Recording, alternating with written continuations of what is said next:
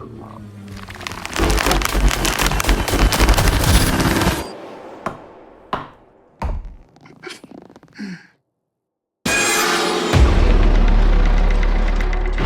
saw a beast rise up out of the sea, with 7 heads and 10 horns.